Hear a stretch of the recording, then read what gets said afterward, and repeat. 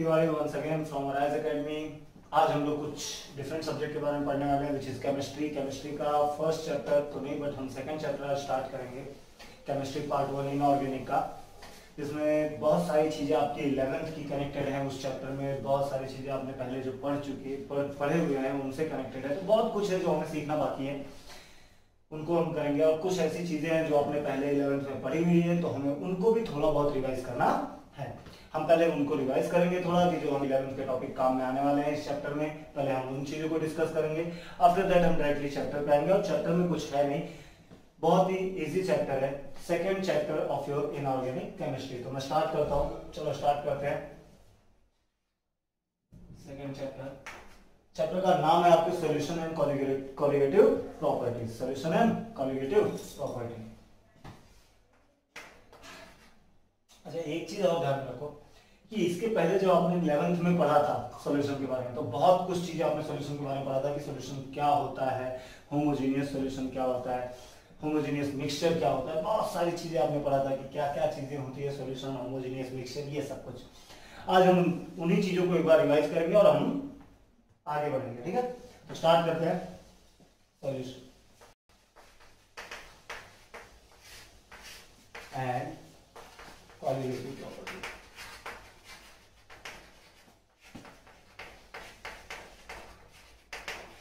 Solution and colligative properties, इनके बारे में हमें डिस्कस करना है।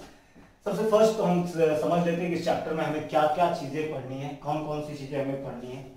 सबसे फर्स्ट टॉपिक जो इस चैप्टर में आपको पढ़ना है, उसके बारे में पहले हम एक लेआउट देखेंगे कि क्या क्या चीजें हमें इस चैप्टर में पढ़ना है।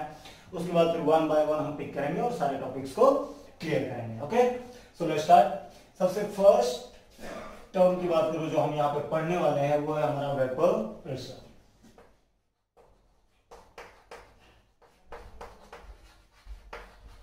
इसके बारे में पढ़ने हम वेपर प्रेशर के बारे में पढ़ने वाले। किसके बारे में? Vapour pressure. नेक्स्ट हम पढ़ेंगे कोलिगेटिव प्रॉपर्टीज के बारे में।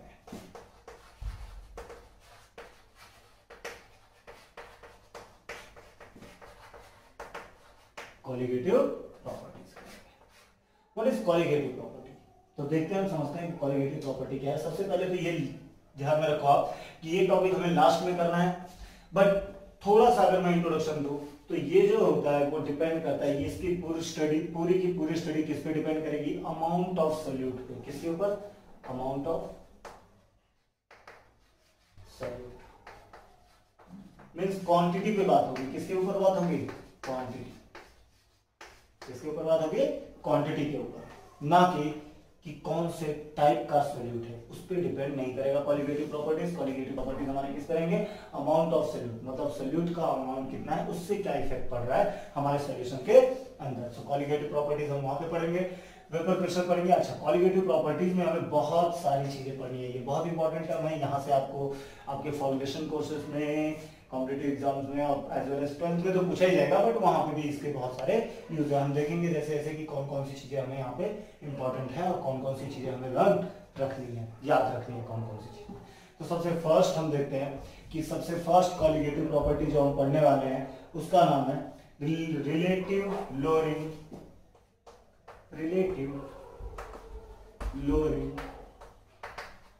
In vapour pressure.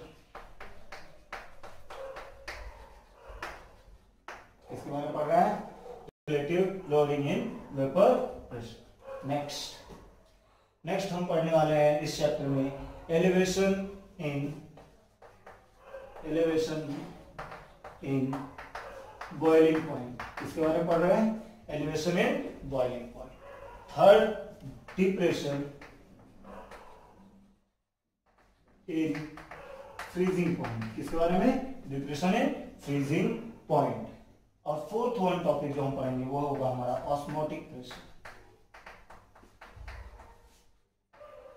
ये सारी चीजें हम कोलिगेटिव प्रॉपर्टीज के अंदर पढ़ने वाले हैं। कौन कौन सी चीजें? Relative lowering in vapour pressure, elevation in boiling point, depression in freezing point, osmotic pressure. Okay, next हम चलते हैं, कुछ और भी टर्म्स हैं जो हमें यहाँ पे पढ़नी है। तो मैं दूसरा चौक यूज करता हूँ, दूसरे कलर का। एक है हमारा Van Hoff factor। Next topic हमें ये पढ़ना है और last topic of the chapter जिसको पढ़ने के बाद हमारा चैप्टर एंड हो जाएगा वो है हमारा solubility of gases. Solubility of gases क्या पढ़ने वाले हम? Solubility of gases. ये एक लॉ भी है जिसे हम बोल सकते हैं हेनरीज लॉ। क्या बोलेंगे हम? Henry's law. चलो समझते हैं इसको वन बाय वन थोड़ा। सॉल्यूशन के चैप्टर में हमें इतने टॉपिक्स क्लियर करने हैं। फर्स्ट टॉपिक है हमारा वेपर प्रेशर, उसके बारे में हम पढ़ेंगे। Second topic colligative properties. Next colligative properties में हमें कुछ 4 टर्म्स पढ़ने हैं। कौन कौन से? Relative lowering in vapour pressure, next elevation in boiling point, depression in freezing point and last one is the osmotic pressure. अच्छा, इसके अलावा और भी 2 चीजें हमें पढ़नी है। एक वैन हॉफ फैक्टर पढ़ना है and the next one is solubility of gases जिसे हम हेनरीज लॉ भी बोलते हैं। क्लियर हुआ यहाँ तक? तो हम वन बाय वन पिक करेंगे। सबसे पहले तो हम चैप्टर के नाम से स्टार्ट करेंगे, व्हाट इज सॉल्यूशन। वहां से हम स्टार्ट करेंगे कि होता क्या है और कैसे कैसे उसके अंदर हम चेंजेस, कौन कौन से टर्म्स हैं जो उसके अंदर इन्वॉल्व होते हैं, कौन से ऐसे टर्म्स हैं जो अपने 11th में पढ़े थे। तो ये सारी चीजें हम डिस्कस करेंगे। तो इसको मैं हटाता हूं और वन बाय वन हम स्टार्ट करते हैं।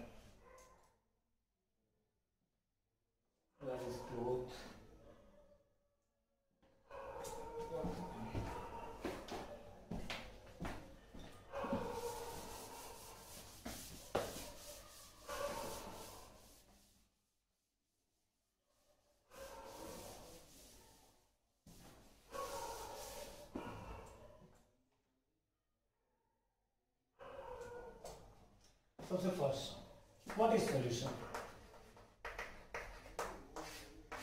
सॉल्यूशन क्या है? What is solution? हम बोल सकते हैं it is a homogeneous mixture of 2 और मोर सब्सटेंसेस। सपोज करो कि मैंने बोला, ध्यान से देखो समझ में आएगा। मैं लिख देता हूं it is a homogeneous mixture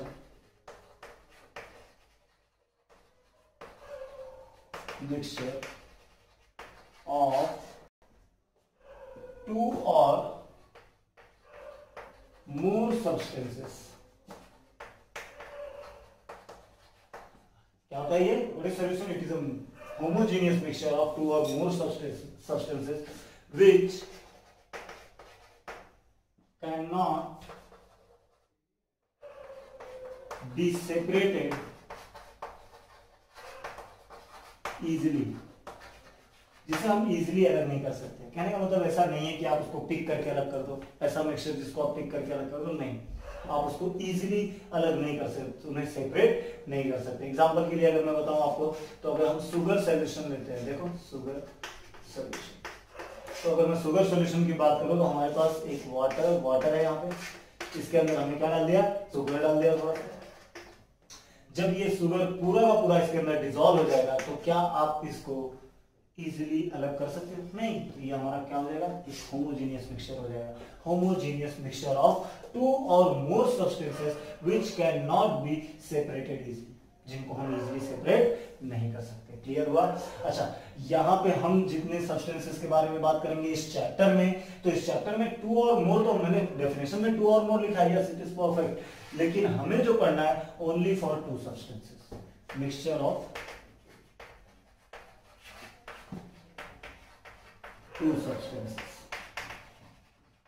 मतलब पूरे चैप्टर में जो हमें पढ़ना है, पूरे चैप्टर में हमारा जो चैप्टर है सॉल्यूशन एंड कॉलिगेटिव प्रॉपर्टी, इसमें हमें 2 सब्सटेंसेस के मिक्सचर के बारे में पढ़ना है। उससे ज्यादा के लिए हम नहीं जाएंगे, वो आपके हायर स्टडीज के लिए रहेगा, वहां पे हम वो चीजें देखेंगे। क्लियर हुई मेरी बात? अच्छा, now what is mean by homogeneous mixture. चलो थोड़ा सा हम डिस्कस करते हैं होमोजेनियस मिक्सचर को।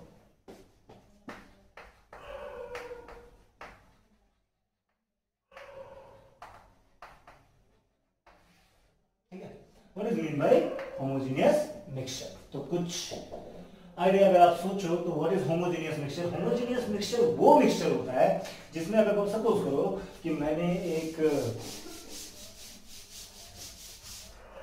सॉल्यूशन लिया, कोई भी सॉल्यूशन, सपोज करो एयर लिया, एक कंटेनर है जिसके अंदर एयर है, क्या है? एयर है। अगर मैं यहां पे देखता हूं सपोज इस एयर के अंदर ऑक्सीजन मॉलिक्यूल्स होंगे, यस होंगे, ऑफ कोर्स होंगे।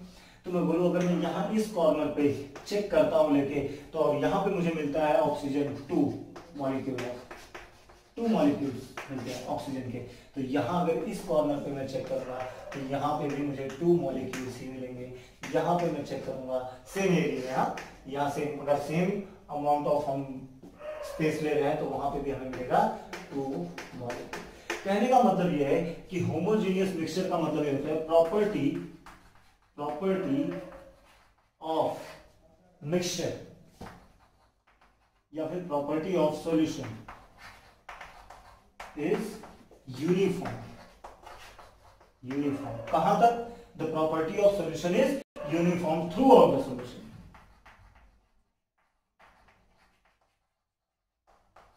मतलब मैं क्या बोल सकता हूं कि होमोजेनियस मिक्सचर वो मिक्सचर होता है जहां पे उसकी प्रॉपर्टी, जो सॉल्यूशन होता है उसकी प्रॉपर्टी चेंज नहीं होगी पूरे के पूरे, जितना हमने देखा। देखो homogeneous mixture property of solution is uniform through out the solution. मतलब पूरे सॉल्यूशन में जहां भी हम देखेंगे प्रॉपर्टी हमें वैसी ही मिलेगी, बिल्कुल भी प्रॉपर्टी के अंदर चेंजेस नहीं मिलेंगे। जैसे वाटर सॉल्यूशन ले लो, शुगर सॉल्यूशन के साथ समझ लेते हैं। तो what is sugar solution? Suppose एक कंटेनर लिया, इसके अंदर हमने वाटर लिया हुआ है, क्या लिया हुआ? वाटर लिया हुआ है। इसके अंदर हमने क्रिस्टल्स डाले, किसके? शुगर के। थोड़ी देर बाद ये क्रिस्टल्स डिसॉल्व हो जाएंगे। अगर ये डिसॉल्व होने के बाद मैं यहाँ का वाटर टेस्ट करूं या यहाँ का वाटर टेस्ट करूं, यहाँ इन सबकी प्रॉपर्टीज जो है हर जगह सेम होने वाली है। तो दिस इज योर सॉल्यूशन। समझ में आई बात? कुछ ज्यादा बड़ी बात नहीं है, सिर्फ सॉल्यूशन के बारे में इतना समझना है कि solution it is a homogeneous mixture of 2 और मोर substances which can not be easily separated. And mixture of 2 substances हम इस चैप्टर के अंदर पढ़ने वाले हैं only. What is homogeneous mixture की अगर हम बात करें तो होमोजेनियस मिक्सचर का मतलब होता है property of solution throughout the solution will not change, वो हमेशा सेम रहेगा। The property of solution is uniform, हर जगह उसकी प्रॉपर्टी यूनिफॉर्म होगी। क्लियर? आगे बढ़ते हैं। देखो मैं फिर ये सारे के सारे टॉपिक्स को आप एकदम अच्छे से समझो, पूरा वीडियो देखो और वीडियो को लाइक एंड सब्सक्राइब भी करते रहो, ठीक है? तो रब करता हूं इसे और हम फिर आगे बढ़ते हैं।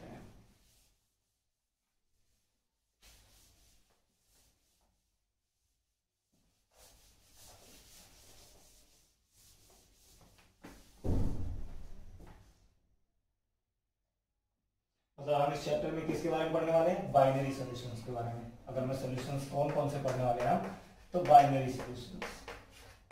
बाइनरी सॉल्यूशन का मतलब क्या होता है? 2 सब्सटेंसेस, ओनली 2 सब्सटेंसेस रहेंगे, ओनली 2 सब्सटेंसेस इसके अंदर है। कुछ बहुत इंपॉर्टेंट टॉपिक्स हैं जो हमें पढ़ने हैं, तो उनको हम देखते रहेंगे वन बाय वन। उनके बारे में हम छोटे छोटे कुछ क्वेश्चंस भी सॉल्व करेंगे ताकि आपको सारा कंसेप्ट क्लियर हो कि आपको किस टाइप के क्वेश्चंस पूछे जा सकते हैं और उनका मतलब क्या है। तो अगर मैं बोलूं व्हाट इज सॉल्यूशन, तो यहाँ पे देखो, तो सॉल्यूशन एक्चुअली में 2 पार्ट में बना हुआ है। सॉल्यूशन किससे किससे बनता है? फर्स्ट पार्ट की अगर मैं बात करूं, ये सारा हमारा इंट्रोडक्शन, ये हमारा सिर्फ बेसिक कंसेप्ट क्लियर करने के लिए मैं बता रहा हूँ ये सारी चीजें, तो आपके ध्यान में रहना चाहिए।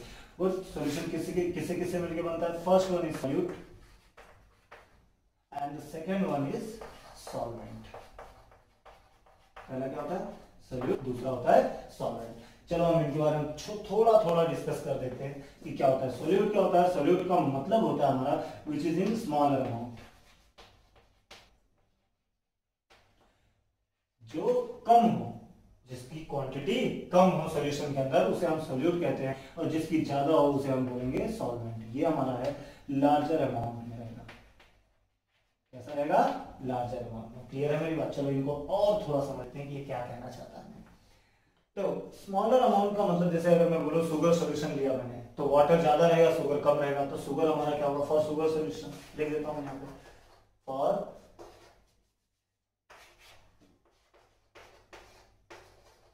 Sugar solution. अगर हम शुगर सॉल्यूशन की बात करते हैं तो यहाँ पे सॉल्यूट जो होगा हमारा, वो सबसे कम अमाउंट में क्या रहेगा? वहां पे शुगर, तो शुगर हमारा क्या हो जाएगा? सॉल्यूट। और हमारा सबसे ज्यादा अमाउंट में क्या रहेगा? सॉल्वेंट। और हमें पता है वो सॉल्वेंट क्या होगा? वाटर। क्लियर? ऐसे बहुत सारे एग्जांपल्स आप ले सकते हो सॉल्यूशन के कि जिसमें आप सोल्यूट और सॉल्वेंट फाइंड आउट कर सकते हो। बट यार ध्यान में रखो, ये जो डेफिनेशन है कि मतलब सोल्यूट हमेशा स्मॉलर अमाउंट होता है, सॉल्यूशन हम सॉल्वेंट हम लार्जर अमाउंट को कंसीडर करते हैं, ये हर जगह एप्लीकेबल नहीं होता। कहीं कहीं जगह पे इनका अलग अलग डेफिनेशन दिया जाता है, तो वो डेफिनेशन क्या होगा वो भी हम समझेंगे कि क्या होता है। बट समझो कि कब ऐसा, सपोज करो मैंने बोला कि 35%, एग्जाम्पल लेते हैं, इसका मतलब क्या होता है सोल्यूट और सॉल्वेंट का, कि मैंने बोला कि 35% प्रोपेनॉल सॉल्यूशन। अगर मैं बोलूं 35% वो प्रोपेनॉल सॉल्यूशन, इसका मतलब क्या हो गया कि 35% प्रोपेनॉल है इन 100% ऑफ सॉल्यूशन। मतलब एक सॉल्यूशन है जो 100% है, उसके अंदर प्रोपेनॉल कितना है 35%, मतलब हमारा 65% क्या है नेक्स्ट। अगर वाटर है तो वाटर रहेगा, एक्वस सॉल्यूशन है तो क्या रहेगा वाटर रहेगा। 65% हमारा क्या हो गया वाटर हो गया। समझ में आई बात मेरी? तो 35%, ऐसे आप बहुत सारे एग्जांपल्स ले सकते हो। लेकिन अगर सपोज करो कि मैंने ये बोला कि 50% ऑफ इथेनॉल, इथेनॉल सॉल्यूशन, अगर मैंने ये बोला कि 50% ऑफ इथेनॉल सॉल्यूशन है, तो इसका क्या मतलब हुआ? अब इसमें सॉल्यूट, अच्छा यहाँ पे अगर हम देखें तो यहाँ पे हमारा सॉल्यूट क्या होगा, यहाँ पे सॉल्यूट हमारा प्रोपेनॉल होगा, और अगर हम सॉल्वेंट की बात करें तो कौन होगा? सॉल्वेंट होगा हमारा वाटर, क्योंकि वो ज्यादा क्वांटिटी में, इस डेफिनेशन के हिसाब से। बट अगर मैं यहां पे बोलता हूं कि 50% ऑफ इथेनॉल सॉल्यूशन है, तो मतलब यहां पे ये हो गया कि 50% हमारा इथेनॉल है और 50% हमारा वाटर है। तो अब ये दोनों सेम क्वांटिटी के हैं, दोनों की क्वांटिटी क्या है सेम है, तो इसमें से सॉल्वेंट कौन सा होगा और सोल्यूट कौन सा होगा? तो ऐसी सिचुएशन, ध्यान से सुन लीजिए, ऐसी सिचुएशन में हम किसे सोल्यूट और किसे सॉल्वेंट कंसीडर करें? तो उसके लिए एक न्यू डेफिनेशन भी इसकी है, एक और डेफिनेशन है इसकी।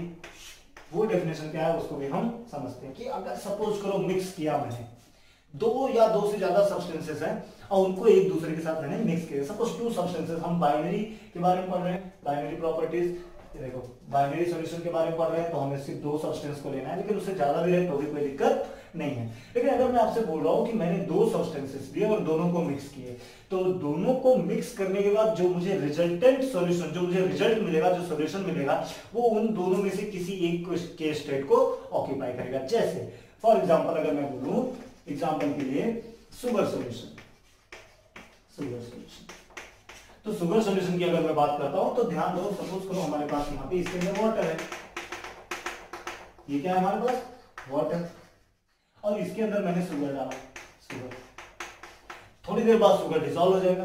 अच्छा डिसॉल्व होने के बाद ये किस फॉर्म में रहेगा? पूरा का पूरा जो सॉल्यूशन रहेगा हमारा वो किस फॉर्म में रहेगा? लिक्विड। सॉल्यूशन लिक्विड फॉर्म में है, वाटर हमारा कौन से फॉर्म में था? लिक्विड। लेकिन जो इसके अंदर शुगर था हमारा वो हमारा कौन से फॉर्म में था? सॉलिड। वो कौन से फॉर्म में था? सॉलिड। लेकिन जो हमें सॉल्यूशन मिला, देखो हमारा शुगर कौन से फॉर्म में था? सॉलिड। वाटर कौन से फॉर्म में था? लिक्विड। लेकिन जो हमें सॉल्यूशन मिला वो कौन से फॉर्म में मिला? लिक्विड। तो जिसका स्टेट रिजल्टेंट बनता है, रिजल्ट बनता है, वही हमारा सॉल्वेंट कंसीडर किया जाता है। मतलब यहाँ पे हमारा लिक्विड क्या बना? सॉल्यूशन बना। हमारा सॉल्यूशन क्या हुआ? लिक्विड। तो हमारा लिक्विड जो था इन दोनों कंपोनेंट्स में से, दोनों सब्सटेंसेस में से जो लिक्विड रहेगा वो हमारा होगा सॉल्वेंट, और जो हमारा उसके अलावा रहेगा वो हमारा हो जाएगा सॉल्वेंट। क्लियर? मतलब यहाँ पे भी आपको क्लियर हो रहा होगा कि वाटर जो है वो हमारा सॉल्वेंट है और शुगर जो है हमारा वो हमारा सॉल्वेंट है। क्लियर है यहां तक? क्लियर? देखो ध्यान से समझो सोल्यूट और सॉल्वेंट को, ऐसा नहीं है आपको एकदम, आप इससे पहले भी पढ़े हो व्हाट इज सॉल्यूट। जो सॉल्यूट क्या होता है? जो स्मॉलर क्वांटिटी में होता है। सॉल्वेंट क्या होता है? जो लार्जर क्वांटिटी में होता है। एक एग्जांपल भी मैंने दिया सोल्यूट और सॉल्वेंट का, कि अगर मैं बोल रहा हूँ 35% प्रोपेनॉल सॉल्यूशन मैंने लिया है, तो इसका मतलब क्या है? इसका मतलब ये है कि 35% जो है उसके अंदर प्रोपेनॉल है, किसके अंदर? सॉल्यूशन के अंदर, तो बाकी का बचा हुआ क्या है? वाटर है। 65% वाटर है। क्लियर हुई बात? अच्छा, इसके अलावा मैंने यही बताया कि जरूरी नहीं है कि ऐसा ही केस हो। अगर ऐसा केस आ गया कि 50-50% दोनों है तो आप स्मॉलर और लार्जर अमाउंट डिस्क्राइब नहीं कर सकते, तो उस टाइम पे आप क्या करोगे, उस टाइम पे आप इस मेथड को यूज कर सकते हो कि आपका सोल्यूट क्या होगा, सॉल्वेंट क्या होगा। कि एट द एंड जो हमारे स्टेट होगा, जो हमारा स्टेट होगा सॉल्यूशन का, कि एंड जब हमारा पूरा का पूरा मिक्सचर कंप्लीट हो जाएगा उस टाइम पे जो स्टेट रहेगा उसका, उस स्टेट को, उस कंपोनेंट में जो स्टेट रहेगा वही हमारा सॉल्वेंट होगा। मतलब कहने का, जैसे यहाँ पे मैंने बताया कि सॉल्यूशन हमारा लिक्विड बना, तो लिक्विड में हमारा क्या था, वाटर था, तो वाटर इज और सॉल्वेंट और शुगर हमारा होगा सॉल्यूट। क्लियर हुई बात? ठीक है, इसके आगे बढ़ते हैं, हम देखते हैं और बाकी चीजें कौन कौन सी हैं जो जो हमें काम में आने वाली है। तो समझो पहले कि अब मैं आपको यहाँ से थोड़ा 11th की तरफ लेके जाऊंगा। बहुत जरूरी है 11th की तरफ जाना। वो क्यों जरूरी है वो भी हम देखते हैं, समझते हैं कि क्यों जरूरी है वो। अभी तक हमने क्या क्या पढ़ा, सोल्यूट और सॉल्वेंट के बारे में हमने पढ़ लिया कि इस चैप्टर में हमारा सोल्यूट क्या होता है, सॉल्वेंट क्या होता है। अब इसके आगे हम थोड़ा सा पढ़ेंगे कि जैसे कि मैंने बताया कि आपको 11th के बारे में कुछ चीजें जाननी बहुत जरूरी है। तो अब हम 11th के उन टॉपिक्स को लेके जाएंगे जो हमें बहुत बहुत इंपॉर्टेंट है टू स्टडी दिस चैप्टर। अगर हमें इस चैप्टर को अच्छे से स्टडी करना है, अच्छे से समझना है, हर एक पॉइंट्स हमें क्लियर करने हैं, तो हमें उस 11th के कुछ टॉपिक्स को क्लियर करना पड़ेगा। तो उनके बारे में हम जानते हैं। उनका नाम क्या है, कॉन्सेंट्रेशन टर्म्स। क्या नाम है, कॉन्सेंट्रेशन टर्म्स। मतलब ऐसे कौन से टर्म्स है, ये सोल्यूट है, सॉल्वेंट और सॉल्यूशन, सॉल्यूशन के अंदर आने वाले ऐसे कौन कौन से टर्म्स है जिनका हमें यूज है। वैसे अगर मैं नाम से बताना चाहूँ तो बहुत सारे टर्म्स है, वैसे आप जानते होंगे, weight by weight percent, volume by volume percent, molarity, molality, normality, mole fraction, ppm, PPV, बहुत कुछ है। तो ये सारी चीजें हम वन बाय वन डिस्कस करेंगे। सबसे फर्स्ट हम स्टार्ट करते हैं हमारे टॉपिक से, concentration terms. Concentration terms. Okay, तो कॉन्सेंट्रेशन टर्म्स में हम क्या क्या चीजें पढ़ने वाले हैं और कैसे मैंने इनको क्लासिफाई किया हुआ है ताकि आपको पढ़ने के लिए इजी हो।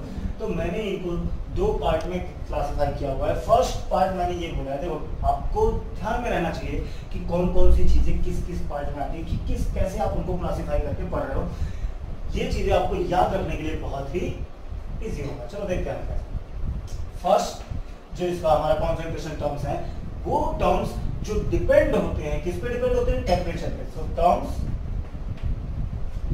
विच डिपेंड ऑन टेम्परेचर। ऐसे टर्म्स जो टेम्परेचर पे डिपेंड होते हैं, मतलब अगर टेम्परेचर चेंज हुआ तो उन टर्म्स के अंदर भी चेंजेस आएंगे। तो कौन कौन से ऐसे टर्म्स हैं जो चेंज होंगे। तो चलो एक छोटा सा लॉजिक देखो। सपोज करो कि मैंने कोई एक 1 लीटर ऑफ 1 या 100 ml मैंने वाटर ले लिया। क्या ले लिया, वाटर ले लिया। छोटा सा कंसेप्ट समझो आप, उसके बाद हम यहाँ पे आएंगे। मैंने क्या किया, 100 ml ऑफ वाटर लिया। 100 ml वाटर को मैंने हीट सप्लाई करना स्टार्ट किया। यहाँ से मैंने हीट सप्लाई किया। जब मैं हीट सप्लाई करूंगा तो आपको नहीं लगता इसके वॉल्यूम में चेंजेस आएंगे। मतलब टेम्परेचर का इफेक्ट किसके ऊपर पड़ रहा है, ये जो टेम्परेचर यहाँ पे हम सप्लाई कर रहे हैं, हीट सप्लाई कर रहे हैं, जो टेम्परेचर का इधर इंक्रीमेंट हो रहा है, उस इंक्रीमेंट के अंदर, इंक्रीमेंट की वजह से किसके अंदर चेंजेस आ रहे हैं, वॉल्यूम के अंदर। तो मैं ऐसा बोल सकता हूँ कि ऐसे टर्म्स जिनके अंदर वॉल्यूम है, जिनके अंदर वॉल्यूम है, वो टर्म्स हमारे डिपेंड होंगे टेम्परेचर पे। तो कौन कौन से ऐसे टर्म्स हैं जिनके अंदर वॉल्यूम आते हैं। सबसे फर्स्ट टर्म की बात करते हैं। तो सबसे फर्स्ट टर्म है हमारा volume by volume percent. Volume by volume percent, इसे हम ऐसा भी लिख सकते हैं, volume by volume percent. This is your first term. इसके अंदर वॉल्यूम है तो ये टेम्परेचर पे डिपेंड करेगा। क्या होता है ये तो हम पढ़ नहीं पाते हैं। नाउ सेकंड के पास जाते हैं कि सेकंड हमारा कौन सा होगा।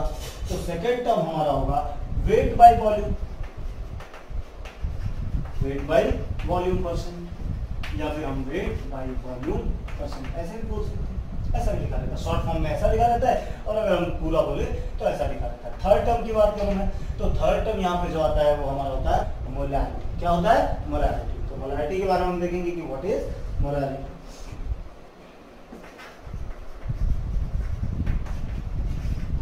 क्लियर।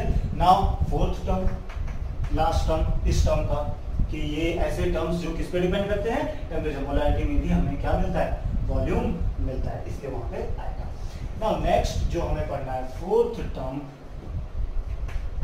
आपने इसके बारे में भी पढ़ा हुआ है, नॉर्मैलिटी।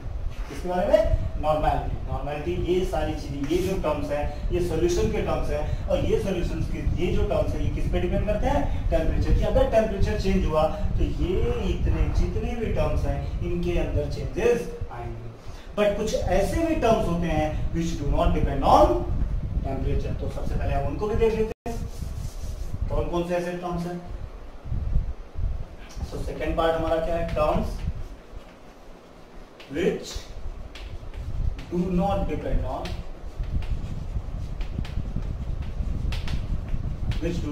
on temperature। ये ध्यान दें, ऐसे टर्म्स जो टेम्परेचर पे डिपेंड नहीं करते, या फिर हम इन्हें बोल सकते हैं मास रिलेटेड टर्म्स। मास रिलेटेड टर्म्स, इन्हें हम क्या बोल सकते हैं, मास रिलेटेड टर्म्स। तो कौन कौन से ऐसे टर्म्स होते हैं जो मास रिलेटेड होते हैं। सबसे फर्स्ट टर्म की अगर हम बात करें तो weight by weight percent, weight by weight percent, ठीक है, मींस हम इसको ऐसा भी लिख सकते हैं, वेट बाय वेट परसेंट। अच्छा ध्यान में रहे, वेट और मास को सेम समझा जाता है केमिस्ट्री में। इस जो चैप्टर में हम पढ़ रहे हैं यहाँ पे वेट और मास को आप बिल्कुल ये मत समझना कि सर वेट तो हमारा mg होता है, मास हमारा सिर्फ m होता है, तो इन दोनों में तो डिफरेंस है। नहीं, वो फिजिक्स की बात है, फिजिक्स में हम इन चीजों को कंसीडर करते हैं। यहाँ पे वेट का मतलब लिया गया है मास से ही, यहाँ पे उसका रिलेशन है ना। सेकंड की अगर मैं बात करूं, आपको फर्स्ट हमारा क्या हो गया, weight by weight percent. Second हमारा होगा molality, molality, molality, molality. Now third term की अगर मैं बात करूं तो थर्ड टर्म है हमारा मोल फ्रैक्शन। ये सब मास पे डिपेंड है, मास वाले, मास रिलेटेड टर्म्स है। मोल फ्रैक्शन, इनके ऊपर टेम्परेचर का कोई इफेक्ट नहीं पड़ता। नाउ फोर्थ टर्म की अगर हम बात करें तो पार्ट्स पर मिलियन या फिर पार्ट्स पर बिलियन, दोनों चीजें यूज की जाती हैं, ऐसा नहीं है कि कुछ अलग है। इनको हम ppm और ppb भी बोल सकते हैं। कहीं कहीं बुक में आपको ये चीजें दी रहती है, कहीं कहीं बुक में आपको ये चीजें दी रहती है, तो आप बिल्कुल भी कंफ्यूज मत हो। ये वही चीजें हैं जिनको हमें वन बाय वन करके डिस्कस करना है। क्लियर हुई मेरी बात? तो फिर से एक बार देख लो कि कॉन्सेंट्रेशन टर्म्स का मतलब ये होता है कि सॉल्यूशन के अंदर कौन कौन से ऐसे टर्म्स हैं जिनका इन्वॉल्वमेंट है, जिनके बारे में हमें आना चाहिए, हमें पता होना चाहिए, ये 12th के ये सॉल्यूशन एंड कोरिलेटिव प्रॉपर्टीज पढ़ने के लिए। तो उनमें से फर्स्ट अगर मैं बोलूं, कुछ टर्म्स ऐसे होते हैं जो मास, जो डिपेंड करते हैं टेम्परेचर पे। अगर टेम्परेचर चेंज होगा तो ये क्वांटिटीज भी चेंज होंगी। कौन कौन सी हैं वो quantities? Volume by volume percent, weight by volume percent, molality, उस मोलैलिटी, आफ्टर दैट नॉर्मैलिटी। तो ये सारे टर्म्स ऐसे हैं जिनके बारे में हमें पढ़ना है, बट ये हमें ऐसे हैं जो टेम्परेचर पे डिपेंड करते हैं। बट कुछ ऐसे भी टर्म्स हैं जो टेम्परेचर पे डिपेंड नहीं करते, बट उनका भी हमें उतना ही यूज है, ऐसा नहीं कि इनका यूज कम नहीं, बहुत यूज है। Weight by weight percent, molality, mole fraction, moles per million, parts पर मिलियन या फिर पार्ट्स पर बिलियन। क्या है ये चीजें? जब हमारा टॉपिक आएगा तो हम समझेंगे, एकदम अच्छे से समझेंगे। पहले हम वन बाय वन इनके बारे में स्टडी करेंगे कि एक एक करके ये है कौन कौन सी चीज। अब सुनो कि इनमें से सारी चीजें आपको 12th में नहीं पूछी जाती, कुछ ही चीजें आपको पूछी जाती है 12th में, जैसे मोलैलिटी हो गया, नॉर्मैलिटी हो गया, फिर मोलैरिटी हो गया, इधर मोलैलिटी, मोल फ्रैक्शन, ये सब हमें 12th के लिए बहुत जरूरी है, बट आपके बोर्ड के लिए। बट अगर मैं बात करूँ आपसे टर्म्स, अगर आपके फाउंडेशन कोर्सेज की बात करूँ, वहाँ पे अगर आप कॉम्पिटिटिव एग्जाम्स की बात करें तो वहाँ पे ये सारे टर्म्स आपको जरूरी होंगे। कुछ भी इसमें से पूछा जा सकता है, किसी से भी रिलेट करके क्वेश्चन बनाए जा सकते हैं। जैसे मैंने कोई क्वेश्चन बोल दिया कि वॉल्यूम बाय वॉल्यूम परसेंट कितना है, जरा बताओ वेट बाय वॉल्यूम परसेंट कितना होगा, तो वहाँ पे इसका यूज होगा इन दोनों। मैंने मोलैरिटी पूछ लिया, इनमें से किसी एक चीज को गिवन देंगे, तो कैसे सॉल्व करना है वो तो हम स्टडी करेंगे, वो तो हम समझेंगे कि कैसे हम इसको सॉल्व करेंगे। बट आप समझो कि ये कितने इंपॉर्टेंट है, बहुत इंपॉर्टेंट है आपके टॉपिक। तो स्टार्ट करते हैं हम अपने नेक्स्ट टॉपिक से।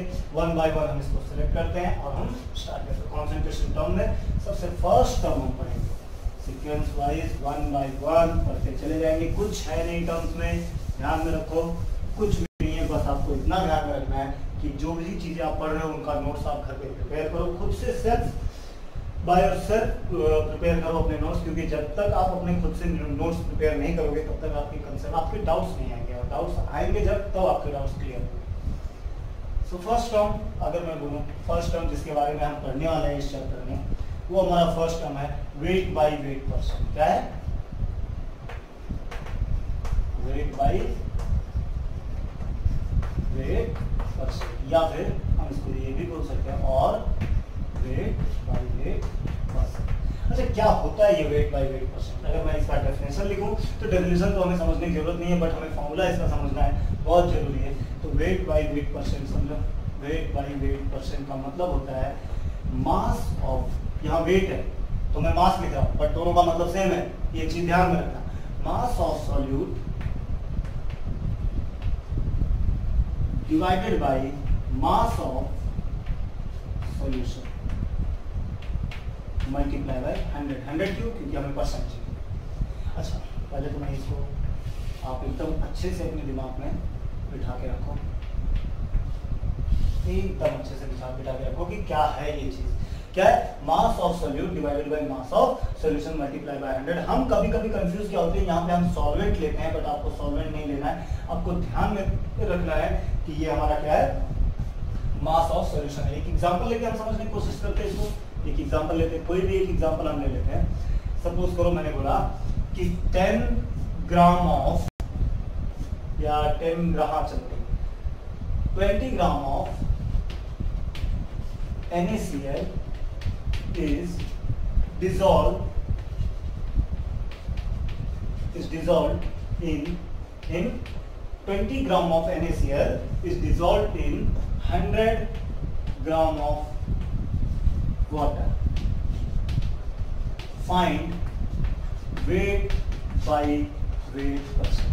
एक क्वेश्चन लेते हैं, हम क्वेश्चन के थ्रू समझते हैं ताकि आपको क्लियर होता चले कि आप फाइंड कैसे करोगे अगर ये वैल्यूज आपके सामने आएंगे।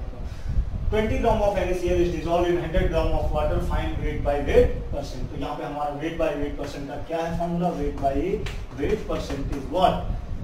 Mass of solute. Mass of solute हमारा सोल्यूट जो सबसे कम क्वांटिटी है, स्मॉलर क्वांटिटी कौन सी है? 20। सो 20 divided by mass of solution. अगर मैं मास ऑफ सॉल्यूशन की बात करूं तो यहाँ पे मैं लिखता हूँ, जरा देखो मास ऑफ सॉल्यूशन हमारा क्या होगा।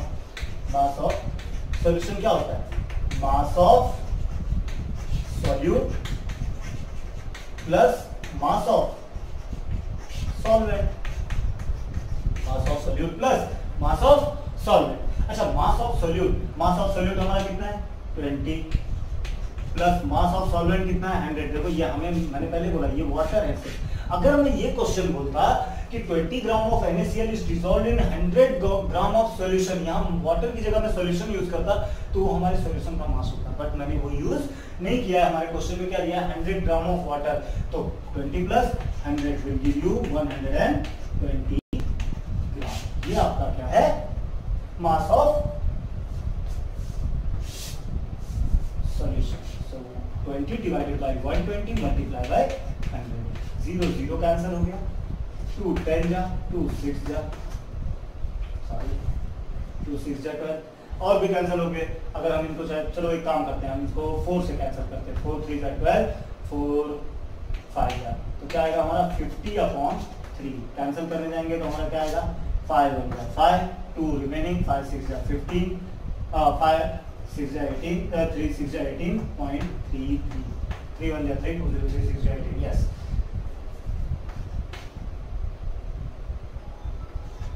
ये हमारा हो गया परसेंट वेट बाई वेट। समझ में आया सबको? क्लियर है? डिवीजन तो एकदम इजी सा था। इसको हम थोड़ा सा टफ और कर सकते हैं। कैसे टफ करेंगे? एक और एग्जांपल लेके हम समझते हैं तो आपको क्लियर होगा।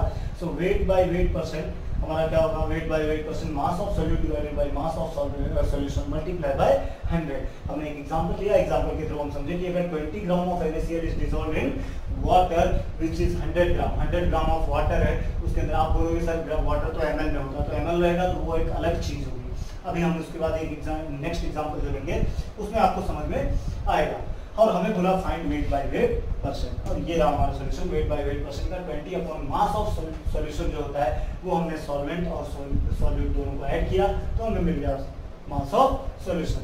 और हमने वो पुट किया वैल्यू, तो हमारा आया 50/3, 3 1 जा 3, 2 रिमेनिंग, 3 6 जा 18 पॉइंट, फिर अगेन 2 रिमेनिंग, 3 6 जा 6 जा 6 जा 6 जा, ऐसा होता जाएगा। तो हम इसको बोल सकते हैं 16.67% हमारा क्या है, वेट बाय वेट परसेंट है। क्लियर हुई मेरी बात? बहुत अच्छा, आगे बढ़ते हैं। इस पे एक और एग्जांपल लेते हैं और उसके थ्रू हम इसको और थोड़ा सा क्लियर करते हैं। देखते हैं एग्जांपल क्या है।